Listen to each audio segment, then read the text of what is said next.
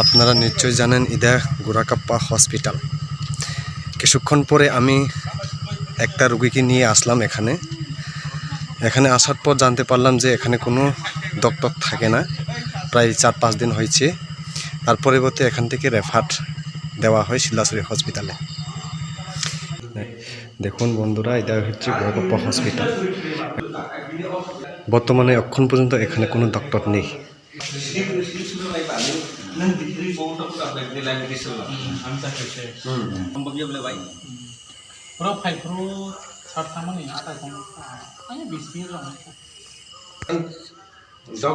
সাল্লাই নুকজা বফানি কালাই মানে একটা ইমার্জেন্সি রোগী ফাই মানে বসে কষ্ট করে লেদে মাফে আতা শিলাছড়ি আসলে আমার কাছে না শিলাছড়ি থামবর্তি না হঠাৎ করে যদি ডেলিভারি রোগী ফেলে ইমার্জেন্সি তাও নাই ও তো ঠিক থানে তো কাজ করে আয়োগ না কথাবার্তা নিয়ে বেশি এইভাবে পাখি যদি রোগী এরকম কোন খবর হয় যে ডক্টর চিকিৎসা থাকি না পাই শিলাছড়ি রোগী খাই গোরাকাপ্পা হসপিটাল গান করে জলে এমনি পর্যন্ত খাই না আর যেখানে মানে আমি খুব অনন্ত শাসনা বলবো থালায় দিনে নেবো লাইন ধরে নেবো রুগী জলিয়া পাটি শরীরে রুগী না জানে আজকে তিনি